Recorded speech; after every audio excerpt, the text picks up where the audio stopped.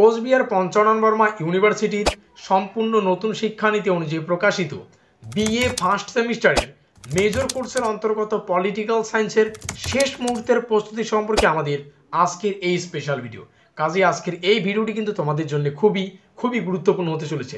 আজকের এই ভিডিওটিতে আমরা গুরুত্বপূর্ণ 10 নম্বরের প্রশ্নাবলী, 6 নম্বরের প্রশ্নাবলী এবং বাছাই করা 3 নম্বরের প্রশ্নাবলীর সাজেশন সম্পর্কে বিস্তারিত আলোচনা করব। আজকের এই ভিডিওটি তোমরা শুরু থেকে শেষ পর্যন্ত দেখতে পারলে মেজর কোর্সের অন্তর্গত পলিটিক্যাল সায়েন্স সম্পর্কে তোমাদের আর কোনোরূপ মাথা ব্যথা থাকবে না। সো ভিডিওটি শুরু করার আগে তোমাদের কাছে রিকোয়েস্ট, দেখো আমরা এই চ্যানেল মারফত বিভিন্ন স্টাডি সংক্রান্ত নিউজ, স্কলারশিপ সংক্রান্ত আপডেট এমনকি সাজেশন প্রদান করে থাকি। কাজে খুব ভালো হবে যদি আমাদের চ্যানেলটিকে সাবস্ক্রাইব করে দিয়ে আমাদের পরিবারের সদস্য হয়ে নাও।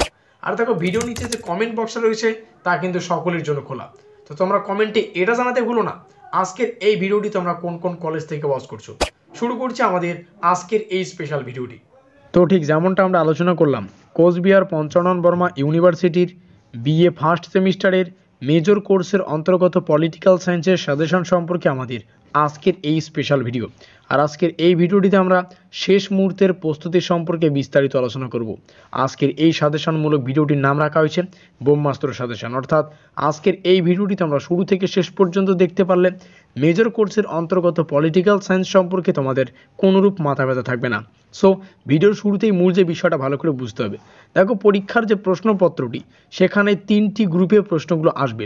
একটা গ্রুপে থাকবে 10 নম্বরের প্রশ্নাবলী, একটা গ্রুপে থাকবে 6 নম্বরের প্রশ্নাবলী এবং একটা গ্রুপে থাকবে 3 নম্বরের প্রশ্নাবলী। তো ঠিক সেম আকারেই কিন্তু আমরা গ্রুপ ভাবে কিন্তু প্রত্যেকটা প্রশ্নকে ডিভাইড করে আলোচনা করব, যাতে করে তোমাদের পড়তে এবং বুঝতে সুবিধা হয়। প্রথমে আমরা আলোচনা করব 10 নম্বরের কোন কোন প্রশ্নাবলী তোমরা প্র্যাকটিস করবে। সো গুরুত্বপূর্ণ 10 নম্বরের প্রশ্নাবলীর সাজেশন সম্পর্কে আমরা এখানে আলোচনা করছি। তার মধ্যে প্রথম প্রশ্ন, রাষ্ট্রবিজ্ঞানের প্রকৃতি এবং সুযোগ সম্পর্কে আলোচনা করো। দ্বিতীয় প্রশ্ন, একটি শৃঙ্খলা হিসাবে রাষ্ট্রবিজ্ঞানের বিকাশ সম্পর্কে আলোচনা করো। দেখো প্রশ্নগুলি যথার্থ ইম্পর্টেন্ট, সেই হিসাবে কিন্তু তোমাদের প্রস্তুতি নিতে হবে।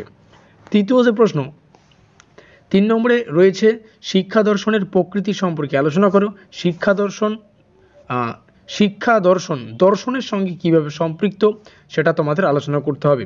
চতুর্থ প্রশ্ন, রাজনীতিক তত্ত্ব বলতে কি বোঝো? রাজনৈতিক তত্ত্বের বৈশিষ্ট্য এবং প্রকৃতি সম্পর্কে বিস্তারিত আলোচনা করো। পরবর্তী প্রশ্ন, রাষ্ট্রবিজ্ঞানের আলোচনায় ঐতিহ্যগত পদ্ধতি ও আধুনিক পদ্ধতির মধ্যে পার্থক্য সম্পর্কে বিস্তারিত আলোচনা করো। নেক্সট মোটামুটি 9 থেকে 10 খানা প্রশ্ন পড়তে হবে। তার মধ্যে 6 নম্বর প্রশ্ন, রাষ্ট্রের প্রকৃতি সম্পর্কিত তত্ত্বগুলির সংক্ষিপ্ত পর্যালোচনা করো। এক্ষেত্রে বিভিন্ন তত্ত্ব রয়েছে, ব্যক্তিবাদী, আদর্শবাদী, মার্ক্সবাদী বা ম্যাক্সিজম, গান্ধীবাদী, এই সমস্ত বিষয়ে তোমাদের আলোচনা করতে হবে। পরবর্তী এখানে একটা প্রশ্নই ডাইরেক্ট তোমাদের সামনে তুলে ধরা হচ্ছে, রাষ্ট্রের প্রকৃতি সম্পর্কে উদারনৈতিক তত্ত্বটি সম্পর্কে আলোচনা করো। এবং 8 নম্বরে যে মোস্ট ইম্পর্টেন্ট প্রশ্ন সেটা হচ্ছে মৌলিক অধিকার ও নির্দেশমূলক নীতির মধ্যে পার্থক্যগুলি নির্দেশ করো। 9 নম্বর প্রশ্ন, ভারতীয় শাসনতন্ত্রে প্রদত্ত মৌলিক অধিকারগুলির যে কোনো 5টি বৈশিষ্ট্য আলোচনা করো। 10 নম্বর প্রশ্ন, নাগরিকদের অধিকার ও কর্তব্যের মধ্যে পারস্পরিক সম্পর্কটি আলোচনা করো। এবং সর্বশেষ প্রশ্ন 10 নম্বরের জন্য সেটা হচ্ছে ভারতীয় সংবিধানে সংরক্ষিত স্বাধীনতা অধিকার সম্পর্কে আলোচনা করো। এই কয়েকটি প্রশ্ন 10 নম্বরের জন্য তোমাদের ভালো করে প্র্যাকটিস করতে হবে। এখান থেকেই তোমরা কিন্তু হুবহু প্রশ্ন কমন পাবে। এবার দেখে নেওয়া যাক পরবর্তী গ্রুপে যে সমস্ত প্রশ্ন আসবে, অর্থাৎ 6 নম্বরের প্রশ্নাবলী। তো 6 নম্বরের জন্য কোন কোন প্রশ্নাবলী প্র্যাকটিস করতে হবে। তার মধ্যে প্রথম, গান্ধীজির রাজনৈতিক দর্শনের মূল সূত্রগুলি আলোচনা করো, মোস্ট ইম্পর্টেন্ট। দ্বিতীয় প্রশ্ন, কার্ল মার্কসের ঐতিহাসিক বস্তুবাদ তত্ত্বটি আলোচনা করো। তৃতীয় প্রশ্ন, মার্কস এর রাষ্ট্র ও বিপ্লব সংক্রান্ত তত্ত্ব দুটি আলোচনা করো। 4 নম্বর প্রশ্ন, অন্যান্য সামাজিক বিজ্ঞানের সাথে রাষ্ট্রবিজ্ঞানের সম্পর্কটা দেখে নেবে। পরবর্তী প্রশ্নগুলো দেখে নিচ্ছি। 5 নম্বরে কি রয়েছে? 5 নম্বরে রয়েছে দর্শনের প্রকৃতি নির্ণয় করো, শিক্ষা ও দর্শনের মধ্যে সম্পর্ক আলোচনা করো, রাজনৈতিক তত্ত্বের প্রাসঙ্গিকতা। পরবর্তী প্রশ্ন, আইনের প্রকৃতি ব্যাখ্যা করো, স্বাধীনতা ও আইনের সম্পর্ক, আইনের উৎসগুলি বিশ্লেষণ করো। নেক্সট আমরা দেখতে পাচ্ছি স্বাধীনতার সংজ্ঞা ও প্রকৃতি বিশ্লেষণ করো, উদারনৈতিক গণতান্ত্রিক ব্যবস্থার স্বাধীনতা ও সাম্যের প্রকৃতি বিশ্লেষণ করো। এই কয়েকটা প্রশ্ন আমাদের 6 নম্বরের জন্য প্রস্তুত করতে হবে। এবার দেখো 3 নম্বরের প্রশ্নাবলী জানার আগে মূল যে বিষয়টা ভালো করে বুঝতে হবে। দেখো মোস্ট ইম্পর্টেন্ট, বি অ্যাটেনশন, ভালো করে বুঝবে। দেখো 10 নম্বরের জন্য যে সমস্ত প্রশ্নাবলীকে ধার্য করা হয়েছে সেই সমস্ত প্রশ্নই কিন্তু আবার 6 নম্বরের জন্য আসতে পারে। আবার 6 নম্বরে যে সমস্ত প্রশ্নাবলী রয়েছে তার মধ্যে কিছু কিছু প্রশ্ন কিন্তু আবার 10 নম্বরের জন্য আসতে পারে। জাস্ট এখানে যদি একটা প্রশ্ন আমি ধরি, যেমন উদারনৈতিক গণতান্ত্রিক ব্যবস্থার স্বাধীনতা ও সাম্যের প্রকৃতি, প্রশ্নটা কিন্তু 10 মার্কের জন্য আসতে পারে, তবে ইম্পর্টেন্ট 6 মার্কের জন্য, তার জন্য কিন্তু 6 মার্কের প্রশ্নের লিস্টে রাখা হয়েছে, সেই হিসাবে কিন্তু বুঝতে হবে। আমরা যদি একটু উপরে আসি, উপরে যেখানে আমরা 10 নম্বরের প্রশ্নাবলীকে রেখেছি, যেমন এখানে জাস্ট একটা প্রশ্নকে তোমাদের সামনে তুলে ধরি।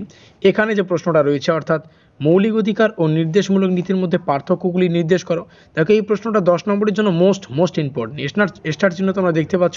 তবে মানে একটা মিরাক্কেল হতে পারে, প্রশ্নটা কিন্তু 6 মার্কের জন্য আসতে পারে। তো সেই হিসাবে 10 নম্বরের প্রস্তুত থাকলে কিন্তু অলরেডি তোমরা 6 মার্কের কিন্তু লিখতে পারবে। তো এই বিষয়টা মাথায় রাখবে। পরবর্তী চলে যাব 3 নম্বরের প্রশ্ন।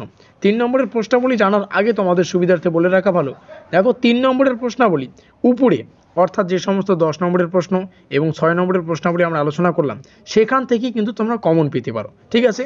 তো তার জয়েন্ট যুক্ত প্রশ্নগুলো তোমরা সেখান থেকে দেখে নিতে পারো। যেমন এখানে যদি আসি, যেমন এই প্রশ্নটা, রাজনৈতিক তত্ত্বের প্রাসঙ্গিকতা, এটা কিন্তু 3 মার্কের জন্য আসতে পারে। আইনের প্রকৃতি ব্যাখ্যা করো, 3 মার্কের জন্য আসতে পারে। তো এই সমস্ত উপরেই যেগুলো আলোচনা করলাম, সেখান থেকে কিন্তু 3 নম্বরের প্রশ্নাবলী তোমরা কমন পাবে। যেমন 10 নম্বরের প্রশ্নের লিস্টের একটা প্রশ্ন তোমাদের সামনে তুলে ধরি, যেমন এই প্রশ্নটা, রাজনৈতিক তত্ত্ব বলতে কি বোঝো, রাজনৈতিক তত্ত্বের বৈশিষ্ট্য ও প্রকৃতি সম্পর্কে আলোচনা করো। এই প্রশ্নটা 10 নম্বরের জন্য মোস্ট ইম্পর্টেন্ট। তবে এই যে জয়েন্ট আকারের প্রথম প্রশ্নটা, রাজনৈতিক তত্ত্ব বলতে কি বোঝো, এই এতটুক অংশ কিন্তু আবার 6 মার্কের জন্য আসতে পারে, আবার 3 মার্কের জন্য আসতে পারে। তো এইভাবে কিন্তু বুদ্ধি খাটিয়ে তোমাদের কিন্তু অ্যান্সারগুলি করতে হবে। যদিও 3 নম্বরের জন্য কিছু স্পেশাল প্রশ্ন তোমাদের সামনে তুলে ধরা রয়েছে, তার মধ্যে হচ্ছে এই লিস্টে একটু ফলো করতে হবে। এই লিস্টে 3 নম্বরের প্রত্যেকটা প্রশ্ন রয়েছে। প্রথমেই পড়তে হবে গণতন্ত্র সর্বপ্রথম কোথায় চর্চা করা হয়, রোমান প্রজাতন্ত্র কি গণতন্ত্র ছিল, প্রাচীন গ্রিস কি গণতন্ত্র ছিল, গণতন্ত্রের সাথে উদারনীতি কীভাবে সম্পর্কিত, গণতন্ত্র কি ডেমোক্রেটিসের জন্য নামকরণ করা হয়েছে, গণতন্ত্র কাকে বলে। এই কয়েকটা প্রশ্ন তোমরা ভালো করে পড়তে পারো। সো ভিডিওর শেষে মূল যে বিষয়টা ভালো করে বুঝতে হবে, দেখো কমেন্ট বক্সটা সকলের জন্য খোলা, তো তোমরা কমেন্টে এটা জানাতে ভুলো না আজকের এই ভিডিওটি তোমরা কোন কোন কলেজ থেকে ওয়াচ করছো, এবং ডেসক্রিপশন বক্সে প্রত্যেকটা ক্লাসের লিঙ্ক রয়েছে, তোমরা সেখান থেকে দেখে নেবে। ইতিমধ্যে আমরা বিভিন্ন বড় প্রশ্নের উত্তর সম্পর্কে আলোচনা করেছি, লিঙ্ক ডেসক্রিপশন বক্সে পাবে। ভিডিওটি ভালো লাগলে অবশ্যই লাইক করে দিও, বন্ধুদের কাছে শেয়ার করে দিও। এখনও পর্যন্ত আমাদের পরিবারের সদস্য না থাকলে আমাদের চ্যানেলটিকে সাবস্ক্রাইব করে দিয়ে আমাদের পরিবারের সদস্য নিও। তো আমাদের আজকের এই স্পেশাল ভিডিওটি এই পর্যন্তই।